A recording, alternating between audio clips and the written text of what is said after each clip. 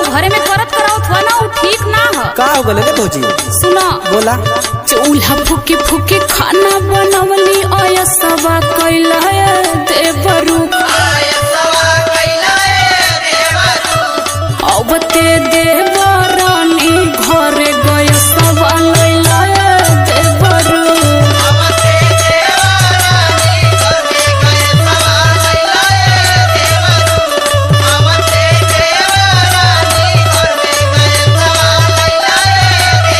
अच्छा ये बात बा। और कहो अब तुम्हारे मेहरारू को दाज करे लगलू काहे तोरे मेरवा समझी मई का?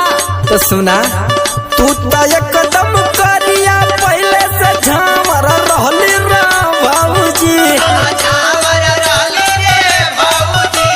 मोर में हरिया गोरा धुआं से सावर होई रे बाबूजी।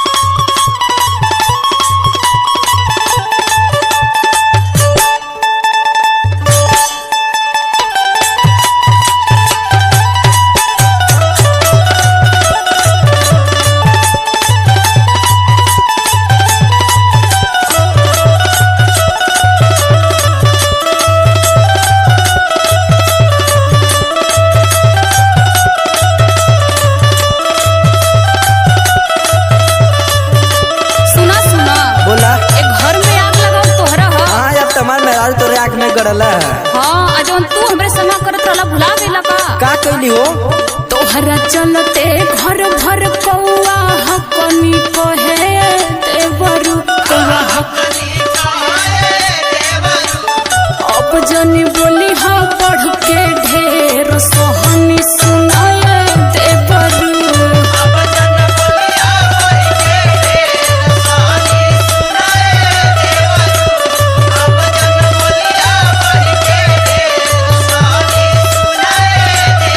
अच्छा छोड़ जाए दे भौजू, 4 दिन बाद आए चल जाई ना फिर। अच्छा तो हम का नौकरानी रखली का घरवा में? अरे भौजी तो पुरान हो गई। जैसे कैली कमवाया जुल वसही करू रे भौजी।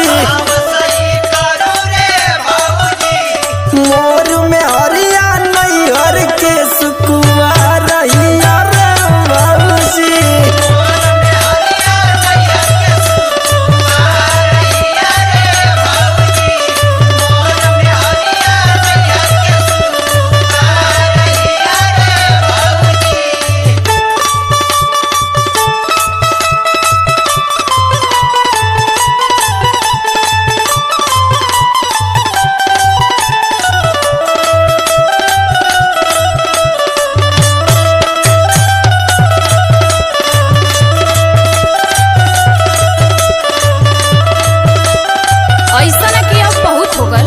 हमहू नैयर लगाई फोन अपने भायन के, आज फैसला होइए जाए कि के कैसे रही। हाँ तब बुलाला।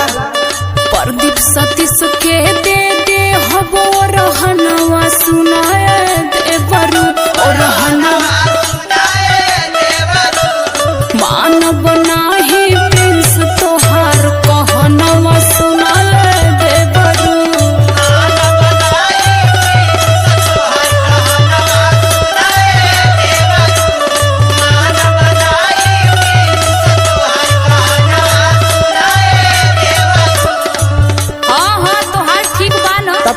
औते झगड़ा लगा ना देले बानी का झगड़ा लगौलो हो? सुना बोलो। भइल बिया बिनाया बकनिया तन मारेलू बाबूजी। भैया ये बिया रख किस्मत में कहवा से आइलू ये बाबूजी।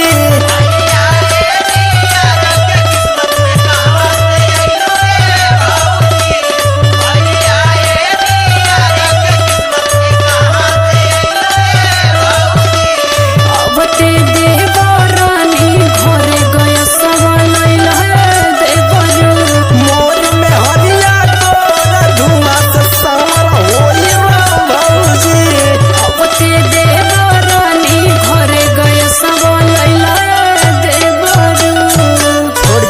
हम राहुल बॉस, हम वीडियो बनाते हैं, बहुत मेहनत लगता है भाई। लाइक करें और शेयर करें और सब्सक्राइब बेल आइकन को दबाना ना भूलें।